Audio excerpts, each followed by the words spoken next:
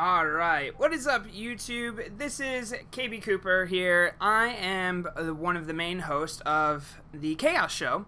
This is something we've been doing for about 3 weeks now, and we're really excited to continue to do that going forward. But sometimes things happen in life and people have to take care of stuff and people need to take a step away. And me and Seth, when we created Project Forge Productions, one of our biggest things was people over podcasts. It was like one of our trademark phrases we'd always tell each other. And that was just one of those things so you never had to feel guilty if you weren't able to make content. Because at the end of the day, this content, as much as it's important to us to continue to make it for you guys and have something for you to consume, it's not worth killing ourselves over. So it's one of those things where, you know, today we just had a situation where I asked Dan to take a personal day, just make sure he was in the right space. I don't want somebody to be on the show if they're not all there. I also don't want somebody to feel obligated to be on the show, but I also want to make sure that we're communicating with you guys, and I didn't really have enough time to pull in a secondary host today. Just some things were going on, but I still wanted to give you guys some updates about what we're doing with the show, and even actually talk about some things very specifically, you know, that happened this week. I know, you know, there's some stuff that still needs to be updated. I have never actually led an entire show by myself, and I don't know if I'm going to be able to talk as long as we normally do, but I still don't want the relevant news and things that I did want to discuss this week go to the wayside. So with that said, I'm going to kind of maybe Thorin or Richard Lewis style just kind of talk to you guys about some of the topics and what I think about them, and then I would love your feedback in the comments below. I will probably make breakouts of each of the individual topics, but I think it would just be nice to have kind of a half episode waiting, you know, for next week, making sure we're still putting out weekly content for you guys to watch and enjoy. So one of the big announcements that I think is worth noting is that we're kind of breaking our audio continuity rule where we weren't interacting with the chat. The main reason for that is that we felt like people would say things in the chat, we'd want to respond, right? But we kept having this hard fast rule that we wouldn't because we wanted the audio podcast. And then when we started looking at where we want to host the podcast, how we want to do that, me and Dan agreed that, you know, let's just make it a web show. Let's make it fun. Let's make it interactive. Something where you guys feel a part of the show. You know, and we had this moment last week. I think last week was a little bit of an example of, you know, where we probably don't want to necessarily go with the show all the time. But also a point where we learned that we had a little fun interacting with the chat at the end of it and having some fun with that and all. Hey Jack Street, thank you for joining. Just kind of going over some of the things that we're actually updating in the show, and then we're going to talk some gaming news and topics later in it, but I appreciate you stopping by. So yeah, like I was saying last week, you know, it was working out some kinks. First time we had a third host. You know, I personally, I got to take responsibility. I did not put a ton of work into the show notes, and it was hard for us to work off of, but we learned a lot from last week going into this week. And I think I was really excited to get some of the changes implemented, but I'm super excited for next week when we can have Dan and kind of have things back to normal as they were. So yeah, the first big change is interacting with chat during the show. We were not doing that the previous 3 weeks. I want to continue to start doing it going forward. The other big thing is that we're actually now streaming on 3 different platforms right now. So this stream is actually going out to Mixer, aka Beam, Xbox, things like that. And then it's also going to Twitch, and it's going to YouTube Gaming. We're using a program called Restream that allows us to see the chat from all of those areas and sources. So, you know, I would like to think home base is still YouTube, but at the same time, I don't want to leave a community left out of this. So being able to put, you know, a hand in the Twitch jar, a hand in the Mixer jar, and still be here on YouTube and have you guys being able to kind of get the message where you prefer. I don't want to lock you down to a platform, and I kind of want to get, you know, on all the platforms possible to make sure everybody can interact. And what's really cool with that is that we're trying to take a look at how we can get the Discord chat essentially implemented into the stream. So it doesn't matter where you're watching, if you're on mobile, if you're on your desktop, but if you could use Discord to interact with us in the chat instead of having to pick a platform too, that's a great option that we want to explore a little bit more. So yeah, you know, those were the 2 big things, that we're streaming on multiple platforms now, and that we are interacting with the chat. And we going forward, you know, outside of that, we're still continuing the show format. We love kind of the on the radar segment, going through quick bits of news, and then talking about like 3 to 4 main topics, and then the chaos part, of course, my favorite part, where I overreact to something I'm passionate about. Which, ironically, this week, it's a PUBG thing, but I'm gonna save this week's chaos topic for Dan next week, but I'll still talk about everything that I had planned for today's show. So, without further to do, or whatever I should say there, the first segment that I want to get into is what I've been playing for the last week. I have finally put the nail in the coffin on Ghost Recon Wildlands, and I traded that game in so quickly when I was done with it. 100%ed everything, found all the guns, all the unlocks. I mean, I've played the living heck out of this game. And my final thoughts on it are that it is a good game mechanic wrapped in a way, like just an astronomical overuse of like AI, camps, resources, and it wasn't, at the end of it wasn't very fun. I was just really doing it for the achievements at the end of it. I think like the bones are good, but the actual story, the reason why you want to go through with it, I don't know, I'm torn. Like, I really want to recommend it to people, and I think playing with friends, it makes it a great experience, but I don't know. That's why I don't do reviews. I got a really bad trick because I liked it, but I didn't. And so it's like, I don't know what to recommend. I think at the end of the day, having a conversation with me is probably the best. So if you do want me to dive a little bit more into what I mean by that, just let me know in the comments below, and we'll go from there. But yeah, so I've been playing a lot of that. I picked up Splatoon. First time I've actually ever played Splatoon. Splatoon 2, I should say, for my Nintendo Switch. Played a little bit of the tutorial, was getting into the story. Really enjoying that game. It's fun, it's different. The controls seem a little floaty, I guess is the best way for me to put that. But in a general sense, definitely enjoying that. And then I also started Prey this week. That was like the next game that I had queued up after I totally, completely obliterated Ghost Recon Wildlands. I started Prey, which, giving me huge, earlier vibes to the original Bioshock, and I love it. Some of it's a little clunky here and there, using the glue gun to kind of make your own path sometimes doesn't feel as nice, I think, in theory, as it should.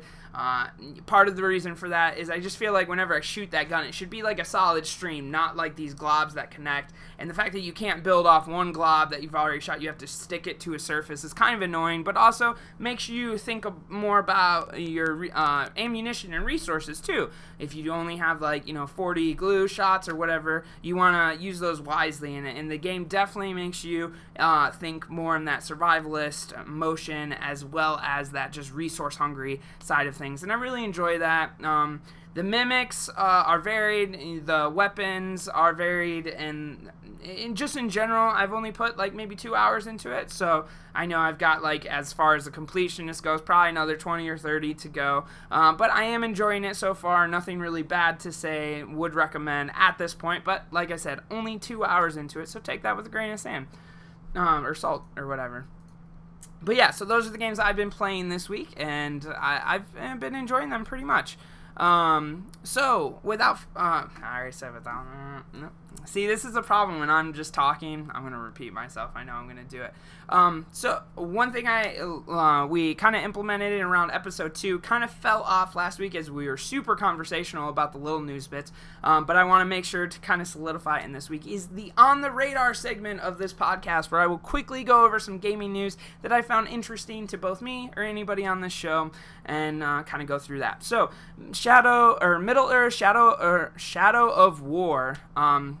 Hey, Cupcake Person 2. I was actually briefly just talking about the games that I was playing as we're going into the podcast part. Right now, I'm moving on to the On the Radar segment, where I'll talk about some game news and just things that happen in the industry total that I would like to, just kind of note on, or maybe give a thumbs up or thumbs down, just my quick thoughts on them.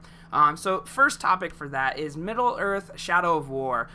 They did this at Comic-Con. They featured a video with Kumani Najani. I'm sorry, I totally butchered that, and I know I did. You guys might know him from Portlandia or Silicon Valley. He's a super funny guy, but they actually featured him in the game. So they're, if for those of you who've never played Shadow of Mordor, I don't think anybody's really played Shadow of War that's not impressed, but there's this nemesis system where you can go and fight other characters, and they have these personas, and they have these kind of attitudes, right? And if you beat them or you don't beat them, that story kind of goes on and lives on into the other orcs that they have this structure to it. So I love when, we're putting real actors and things into it to kind of make it maybe more comedic or more serious, just really leveling up that level, or leveling up the ability of acting within that scenario is really cool.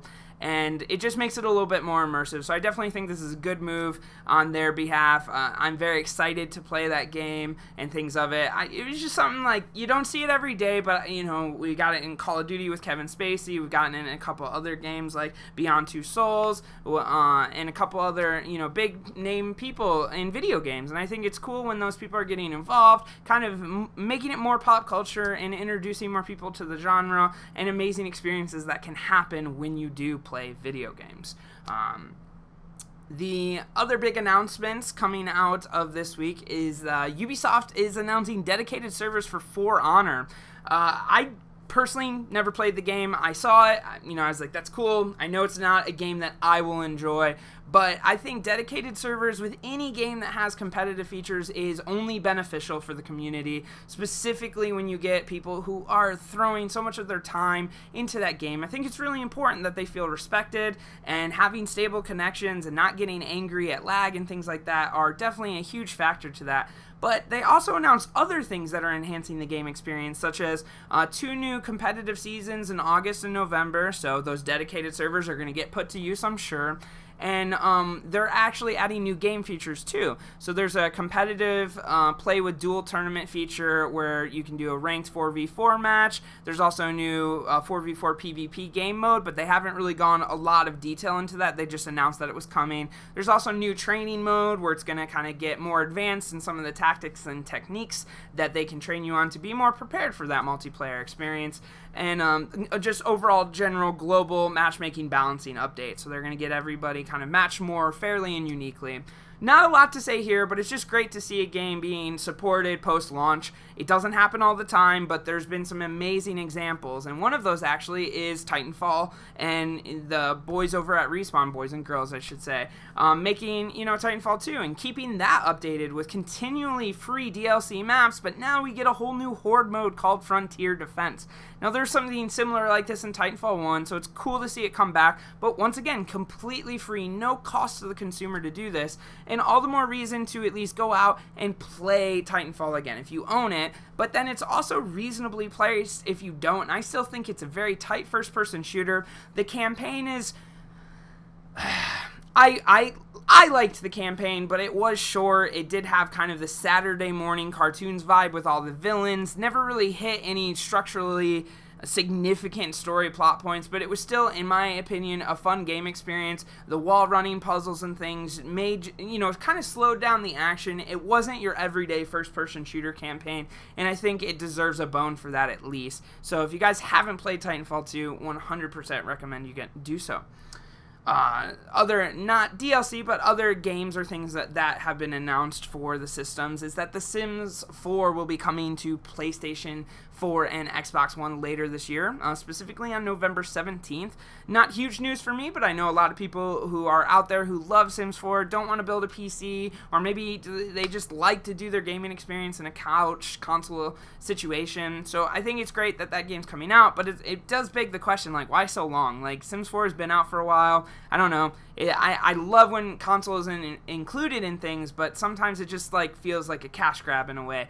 I guess I'm begging the question of, would it have made more sense to do a Sims 5 launch and announce it on all the platforms at the same time, or are we, digging up the Sims 4 to maybe gauge interest for Sims 5? So maybe some questions unanswered there in regards to what EA is doing with that franchise, but at the same time, still a good step in the right direction for making sure that nobody's really being left out because of the console they're playing on. I mean, in a perfect future, you should really just be able to choose the device that you want to play and be able to play everything in a software variation, but that's a utopia that probably won't exist, so we'll get over it. one of the last options that you have if you want to be a part of the Lawbreakers beta is coming up right now before the final release of Lawbreakers on August 8th. If you do play it, you will be able to get some exclusive items, first look at some new abilities that have been introduced in this more public beta, as well as earn some unlocks early. So if you want to kind of get a head start on anybody playing Lawbreakers, or if you just want to, you really enjoy that game and want to play it some more after it's been in and out of some closed betas, it is an open beta before you make some final decisions on August 8th on whether you're going to play it. Now, PUBG, let me just, actually, I'm going to hold off on PUBG because there's a couple things I want to talk about, or just one more thing I want to talk about in the quick on the radar segment, and that is Walmart canceled all of them, all the SNES pre-orders. They cite a glitch for the reason why they had to do so. I think, honestly, it was negligence. Like, that pre-order went up only on Walmart. Nobody else had a glitch. Nobody else accidentally tried to sell a bunch of something that's very limited, and then past that point continued to have the pre-order up, and then started stealth canceling these pre-orders, and then out of nowhere canceled everybody's. But that pre-order date wasn't even supposed to be a thing. Nobody else was able, Amazon, Best Buy, nobody else had it up for pre-order except Walmart. So they definitely made a goof and probably burnt a lot of people in the process. There are probably people out there too who maybe like ordered this and don't check their email. Like, they may still be expecting it if they live in a bubble, I guess, but at the same time, this is just frustrating. Everybody wants this. The pre-orders for this last year for the original NES were handled miserably. As somebody who was working at GameStop when that was going, it was a living hell as an employee of GameStop, but then customers, I felt bad for them, man. They wanted to get it, and I couldn't help them, and I just fear that we're going to run into the same situation now with this pre-order scenario with Walmart. So just be careful out there, guys. Know where your money's going, and give it to the right companies, because I don't know necessarily if these mini consoles are really worth the value. When you actually relive nostalgia, in my opinion, it's not all we hype it up to be up here. Alright, so let's get into topic number one. And actually, before I do that, I just want to let you guys know this show is going a lot faster than normal. Normally, I'd be taking these topics I'm referring to, throwing them over to Dan, maybe debating a little bit, going on to the next, even within the news segment. So, I am going to probably tear through these next couple things pretty quickly, but that is, like I said, this is kind of a half show today. I wanted to make sure that we're focusing on just keeping the content flowing, making sure we hit week 4 with no issues, and then we can pick up with Dan next week or whoever the host we may have at that moment. But yeah, so on to topic number 1. PlayerUnknown Battlegrounds. If you guys haven't watched any episodes in the past, you know how I feel about this game, and I'm not a huge fan of early access games, but this is one of the ones that have taken the world by storm, so I've given it some of my time and attention. I have a copy of it. I have played it. I like it. I like the core principle. I like the concept, but I also don't give them any credit necessary in creating that. Battle Royale, Hunger Games, those are the movies that inspired these games, but the culling, the DayZ mods, a lot of things like this have existed before, and it's not new, but they're in theory the ones doing it the best, right? And I tip that hat, but they've kind of gotten some heat recently, and I think to a degree for good reason.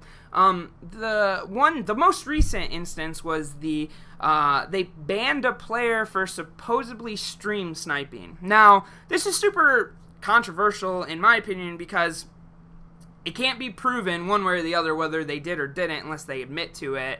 Unless you were in the room with a 360-degree camera, there's no way you can see what they were watching if they were watching on an iPad versus their computer. But then the accuser also has no way of knowing, or, the people trying to defend it, they have no way to prove whether they were doing it or not because of that same scenario. So for somebody to get temporarily banned for something that cannot be evidently proven is kind of frustrating, and I think you know, this kind of concept that people are going to get banned off accusations and reports versus proof is a very scary line to walk, and they did it this week, and that's kind of frustrating. But this isn't the first time that they've maybe taken some of their personal experience and affected their community with it. A couple weeks ago, we had our good boy Dr. Disrespect have some disrespect thrown at him from the CEO because of a misunderstanding on Twitter after he got banned for team killing, which is fine. Like, team killing is against the rules, and if you get a temporary ban for that, like, I'm in support of a game doing that. But when the CEO kind of went out of his way and then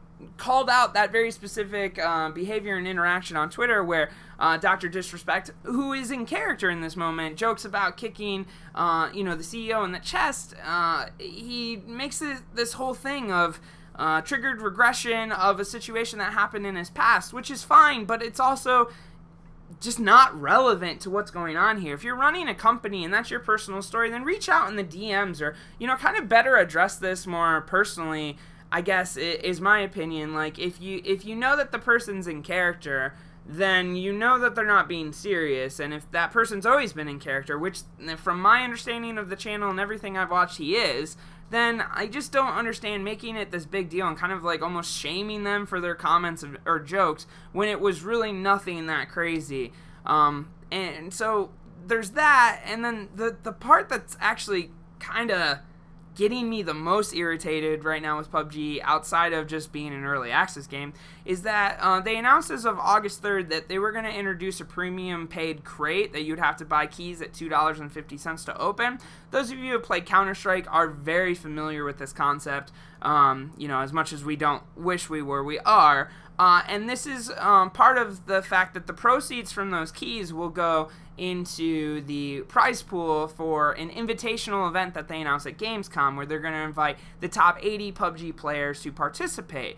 So I'm torn on this very subject because, you know, we see it in Dota 2, we've seen it in some other games where, like, that crowdsourcing of, you know, prize pool money is really great, but the fact that you have to buy keys to open a case for random items is kind of where I get a little sick to my stomach.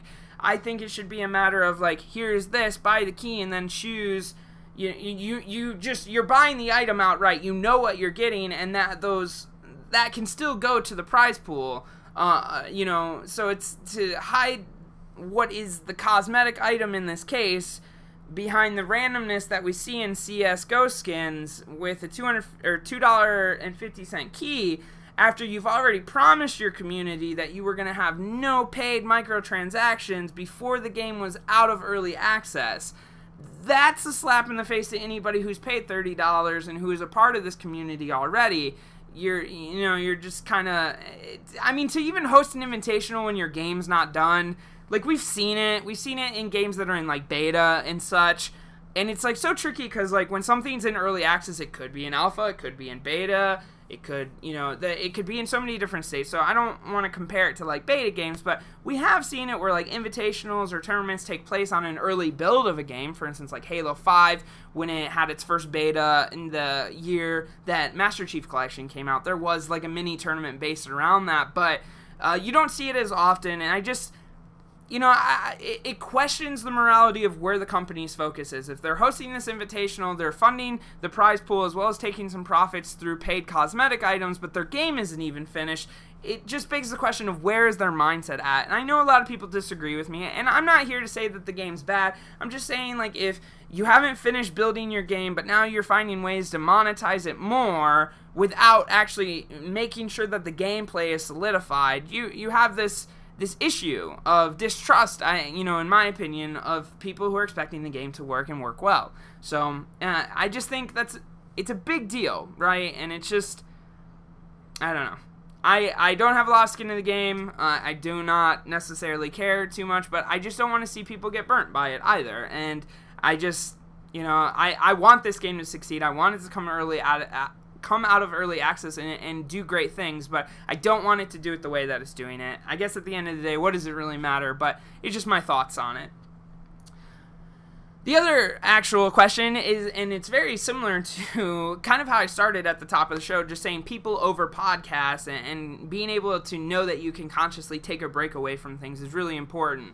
When we're taking a look at how other YouTubers and Twitch streamers have gotten into these really chaotic and almost sometimes toxic routines with their streaming and YouTube schedules, and somebody who has actually been suffering from that is a really renowned YouTuber, Angry Joe, who recently released a video kind of stating he was going to take a little bit of a 2-month break and focus on making quality content, but kind of going on a little bit of a hiatus to restructure, just better approach, you know. And I think that's important to get a refresh. Like, I took a long break from YouTube and from streaming and things of that nature, and now I'm in a situation where I feel like inspired to go and make it again. I feel refreshed, right? But if I continued to pump out content in the way that I was, or like trying to force myself to pump out content when I didn't want to, the content would have suffered, but also the algorithm doesn't support it. And, you know, I feel bad because when Angry Joe made this announcement, you know, a lot of his own fans kind of backlash, said, we don't want this content, we don't want, we're making demands, and kind of just saying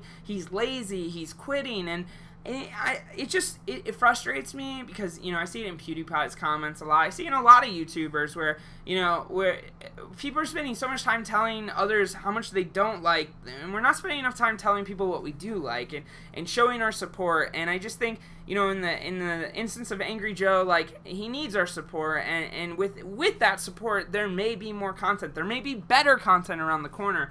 But I think we should all appreciate the health of the people and the content that we love to watch, because at the end of the day, if that person's not mentally healthy, we may lose their content forever. And so just, you know, I'm just mainly talking about this to say, hey guys, love thy neighbor, whatever you want to say, but just spread positive vibes. If you have a creator you like to watch, if you have somebody you want to support, then like do that. But if they need to take a break, let them do that too. Like, realize that break probably benefits you as the consumer of their content more than anybody, because you'll just get better content going forward. And I think it's important to note, there's so many full-time streamers out there that stream full-time and work full-time. They don't get a break to themselves. They don't really have like necessarily privacy in their life.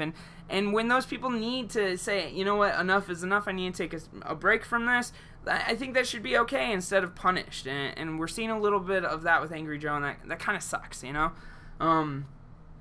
Speaking of, you know, like healthier lifestyles, I think a big issue that almost plagues esports is the amount of time and things that people put into it to try and get kind of a sizable career. And there's so many organizations kind of popping up with all these leagues and influence that it's kind of hard to regulate and make sure that players and people are getting treated fairly. And that's why I definitely have to tip my hat over to Blizzard with Overwatch League, as they outline player benefits and kind of solidify what is esports contracts for the public. And they did this by essentially demanding that the 7 teams that are currently in the Overwatch League do the following. The first one is a year of contracts, starting salaries at $50K or more. It has to be $50K base though. Full health insurance, a retirement savings plan, housing during the season for all players, at least 50% performance bonuses, which were later defined as money won from playoffs and other events. At this time, I'm pretty sure there's only around 7 teams that are officially announced, but in general, I think this is a huge step in the right direction, not just for Overwatch. I know Riot with League of Legends does some similar things, or contracts for their players, but I just think, you know, some of the stuff that they explicitly rolled out, like if you're going to be a part of our league, if you're going to be in this, I mean, you've got people who are running sports teams buying into this, so we know that there's money there, we know that there's success to be had. But I commend Blizzard for saying we're not going to let this league exist without these things in place, and kind of just pushing forward a more official approach to all of this. I really appreciate that. So I hope you guys do too. It just makes for great content from a production standpoint. And it allows us to know that these players are going to stay where they are. Like, one of the biggest things that kind of pushed me away from the Halo and Call of Duty scene is the amount of roster changes that would happen all the time. It just always seemed like somebody else was on this team changed to this brand, you know, now this org is this org, and it was so frustrating. And I do think it happens still too much in the entire industry, but you know, things like this, when you're having these baseline benefits, these things that should be expected of all teams, then you kind of know, like, worst case scenario where everybody's at, and it doesn't seem that bad from what I can understand. You know, I guess really what I'm saying is I need to play a lot more Overwatch, make that 50K, you know. So yeah, and then topic number 4, actually the last topic of the show, is Nintendo, dude, is killing it, and I could not be more proud of them. I think when we're talking about Nintendo and public perception, I was probably one of their biggest critics on the Wii U, and even the Wii. Wasn't a big fan. I didn't like the games that they were putting out. I didn't like the delays that they were doing. I didn't like some of their business practices with focusing almost more on amiibos than the actual gameplay experiences. And then, of course, their constantly delayed game schedule. I just was not on Nintendo's side for a long time, and then came along the Switch, and even then I wasn't super on board, and I bought my Switch and almost had this moment of regret 2 months in, but now my collection of games is growing. You know, I've got 1-2 Switch, Breath of the Wild, ARMS, Mario Kart 8, and then I just picked up Splatoon 2, and I'm rocking these exclusives pretty heavy, and that, you know, that's a lot of software alone there, but I also have some accessories for my Switch, and the Switch has really, in my opinion, brought back faith that Nintendo can release good hardware and scheduled games, and so I'm excited to play Mario Odyssey and see more. But just to give this some perspective, Nintendo, the worldwide life-to-date sales for the Switch are 4.7 million units, which is amazing, and then for the software side of that, it's a 13.6 million Switch games. So we almost have roughly 3 games per Switch console, with a console that hasn't even been out for, well, I guess at this point it's around, no, it's not even around 6 months yet. So, you know, in 2 months it'll be that 6-month point, but that, or I guess I should say in 1 month-ish. But that's amazing. Like 3 games per system estimated, right? But that's a good attach rate, and that's great. And to give it a little bit more perspective, in this time last year, or I guess the 16.2 billion yen, or 144.9 million operating profits from April to June period surpassed an 11 billion yen forecast. So they're blowing past what they forecasted to do with the Switch, which is great. And then during this time last year, Nintendo posted a $5.13 billion yen loss. Let's find out how much that is in dollars, actually, because I don't know.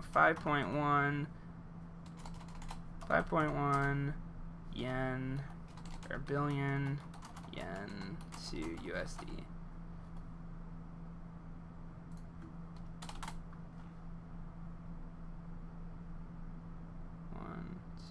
Yeah, that's $46 million loss last year. So to go from losing like $46 million this same point last year to being up $144.95 million for this year, that is a comeback, guys. That is a comeback that needs to be appreciated, and hopefully it shakes things up at Nintendo for them to realize games is where it's at. You need consistent releases, you need great hardware, and I love my Switch. I've never been more proud of it, of owning a Nintendo product, and I've never had more fun owning a Nintendo product at that. So I am hugely advocating the purchase of that. I still think, you know, if you're on the fence about it, you're not sure if the games speak to you, maybe wait a couple more months, wait till this holiday, see if there's any great bundles that speak to you. But in a general sense, like, I'm proud of Nintendo on their comeback. So yeah, like, exactly, Cupcake Person, like that, you know, that's a great example. Splatoon has sold more than Breath of the Wild did in a month, and I think part of that is people who, A, couldn't get a Switch, right? Not a lot of Switches in the wild in the first month. B, a big part of that is people waiting for Switch reviews, kind of seeing, like, what is happening with the Switch, and then, you know, kind of, where is this going? Do I want to get one, or are there enough games for me to justify it? A lot of people just kind of holding off and waiting. But you get that huge install base from all the original people picking up that Switch, and then Splatoon 2 drops. It's, you know, it's one of the most anticipated games for the console this year, and, you know, we're seeing this great situation with Splatoon 2, where, as you say right now, it's sold more than Breath of the Wild did, which is crazy to me. Now, I wonder, I would be curious to know what the combined sales of the Wii U plus the Switch, if that's still the case. but still seeing Splatoon 2 doing so well is kind of an indicator to how well the Switch is doing in and of itself if it's able to sell like that. So I just think it's important to appreciate when companies are making comebacks or making proper decisions that do help with just a general persona of how your company is doing. So yeah, with that is kind of the show, though. It's it was a little tricky today knowing exactly what we were doing without all of our attendees or hosts, or not really being able to bounce some of this back and forth between some people. But I wanted to still make the show, make the consistent content for you guys, and kind of go from there. So I do appreciate everybody who watched and who kind of stopped in tonight to see what was going on. And it's an honor to still be able to make content. Like, I get to this point all the time where it's like we have that something happen where somebody can't make it and we skip a week, and being able to be in a mentally healthy place where I know that I can get on here and at least ramble for 33 minutes and just continue to still get somewhat of a variation of a show out without a host. Like in the past, like I would not have done this. I would have just been like, well, we'll just record next week. And so it's cool to be able to feel so motivated to want to make content and kind of, still share my opinion with you guys. So, specifically, shout out to you, Cupcake, for being active in the chat and stopping in. I really appreciate that. What we will be doing next week is we're going to have Dan, the co-host, who, if you are interested, anybody watching now, you can go back and watch some of our previous shows. I think episode 1 and 2, probably the best example of what, a good flow of the show is. Last week was a little bit for a loop, having a third person, and we still got to work out some of the kinks within that as far as time management goes. But yeah, I appreciate being on this platform and being able to talk to you guys and have these conversations. I'm glad that we're kind of changing, one of our very loosely held policies about interacting with the chat. But appreciate you guys for watching. If you do like what you're listening to or what you see and you want to see more of it, or just give us feedback going forward and be a part of the journey as we grow this channel, please hit that subscribe button. I'm not gonna do all the cancerous smash that like button stuff, but I want to have fun with this, and I want you guys to have fun with it too. So if you give me feedback, then we can have more fun and we can make the show better. So with that, I'm actually gonna hop off and take it from here, but I will probably actually just stop this stream and maybe pick up a different stream so I can play some games. Might do some Overwatch or maybe some Counter-Strike, but I just want to make sure that I can keep this podcast and then another stream separate from the other one. So I appreciate you guys being on here. I appreciate you guys checking this out. I'm going to stop this stream and then we'll get some gameplay going. We'll have some fun with it. So peace. See you guys next week when we have some other people on the show, and I appreciate you guys watching. Thank you.